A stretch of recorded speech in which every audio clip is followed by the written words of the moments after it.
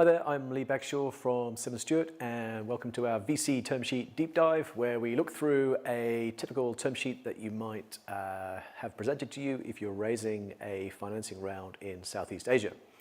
And we're on to video 8 now, and if you want to download the template, which this video relates to, then if you click on the link below the video, you can get access to that document, and that'll be helpful for you when you're watching the video.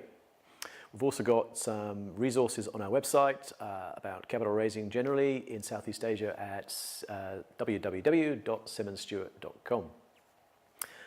Okay, so this video is really about the governance of the company, and really that's a key aspect, if you like, of control. One of the things we talked about in the earlier videos, and so this is something that when you're negotiating a term sheet you need to look at very carefully, because inevitably when you raise any kind of financing round, but particularly at Series A, the control that you had as directors running the day-to-day operation of the business is going to change significantly, and so it's always important to take all of these particular provisions very seriously to make sure that you're effectively not handing over control to your investors. First thing to say is the term sheet will set out very clearly what the board composition is, and it's fundamental that at Series A that you retain your majority on the board as a group of founders. And by that I mean that you have more founders than non-founders as directors, so that in effect you can pass resolutions to get the day-to-day, to make the day-to-day decisions at board level. Now, investors at Series A are most likely going to want to appoint an investor director, and if there is a lead investor, then naturally that investor would normally have the right. If there's no major investor that you might designate as a lead investor, it may be that the investor director is appointed by way of majority of all of the investors, but one way or the other there'll be one investor. If a term sheet is presented to you with more than one investor director, you should push back on that, because at Series A stage you're really only expecting one investor director on the board.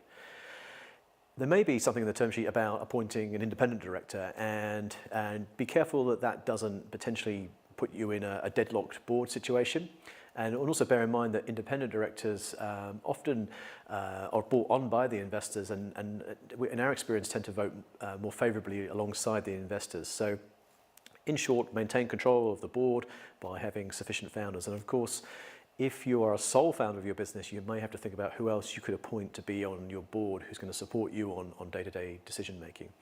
In terms of the investor director right itself, bear in mind that you're going to go through future financing rounds, hopefully, and those future investors may want to bring on, or certainly will want to bring on, investor directors, and so you may want to put some kind of qualifier on the investor director right at Series A, so that the Series A investor can only appoint a director as long as that particular investor owns over a certain percentage of the total issued share capital, or perhaps the Series A preference shareholders as a group hold over a certain percentage.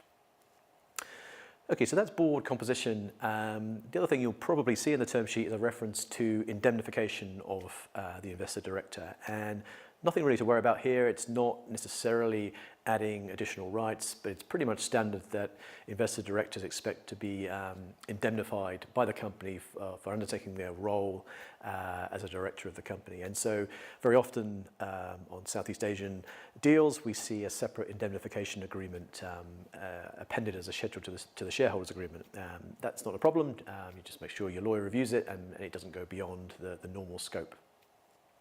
The other thing that you will see almost certainly in the term sheet is a reference to management and information rights, and indeed the NVCA document on which we're looking, on which this term sheet is based and which we're reviewing, may well have a reference to a management and information rights letter. That's really a US concept, and so if you do see that concept, you should strike it out as we've done in our term sheet. The reality is that there's not going to be a separate agreement dealing with this issue, and that the relevant information rights, i.e. what is it that you have to provide to investors on a monthly, quarterly or annual basis, will be set out in the shareholders agreement. In terms of how you consider those information rights, obviously look at them in the context of your company and what is it reasonable and cost effective for you to do. I think monthly updates probably go too far, and that it's more likely that quarterly updates, whether it be financial and other business information, is really where you should be aiming in terms of information rights. The final thing on general governance of the company is investor veto rights, and this is really the crux of this concept of control, because assuming you control the board, i.e. you have a majority of founders on the board, you're going to be able to undertake the day-to-day decision making of the company at board level. Now the way that investors counter that is that they will add in the shareholders agreement a relatively long list of investor veto rights. Now, first of all, this comes with lots of different names. They might be called consent rights, they might be called affirmative rights, they might be called reserve matters, but they effectively all mean the same thing. It's what is it that you can't do without the consent of the investors or a majority of the investors. Now, there's a few things to say about this. First of all, don't try and strike out the whole section. It's not going to work. Investors will expect some degree of control over your company if you're accepting their money. The second thing is think about who is it that you want to seek approval from if you want to effectively get consent for these matters. And this could be by way of a single lead investor, or it could be based on a majority of all the investors. The advantage of a single investor is, of course, you only have to speak to one person who may already be the same person who's sitting on your board.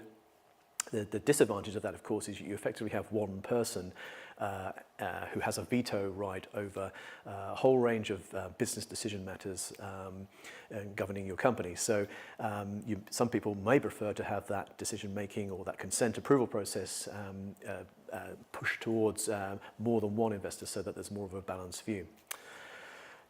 Now, the final thing to say about the consent items is obviously you need to look at those individual items. Now, sometimes term sheets don't go into detail, but the term sheet that we're looking at has done that. So you can see in the term sheet exactly what consent items are going to appear in the final form legal documents. Now, when you're reviewing these, you need to consider exactly which of these would operate as a restriction on you carrying out your day-to-day job and growing the business. And the areas that we consider as unfair and you should try and negotiate are, first of all, any restriction on the company raising future financing.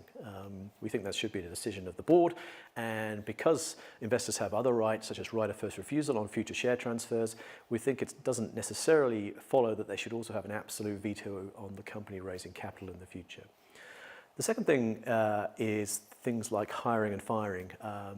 Really, that is a decision that should be taken by board level, and so we think that ideally would be struck out of the list of veto items.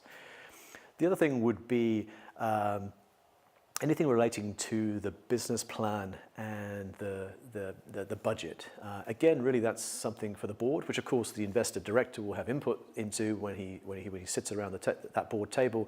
But if you effectively give investors a veto right over the implementation of a new budget and new business plan, they're having a real degree of control over your business. So we would normally seek to strike that out.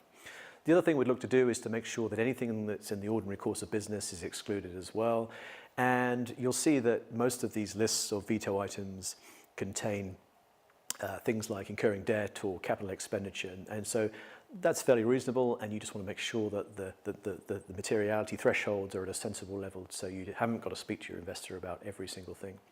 And then finally, I'd say that in Southeast Asia, it's pretty common, certainly not unusual for startups to be operating in more than one jurisdiction. So if that's the intention, then, and it's been communicated in the business plan, it doesn't really make sense for that to end up being a veto item in the list. So that's the end of video 8 on the parts of the term sheet which cover the governance of the company.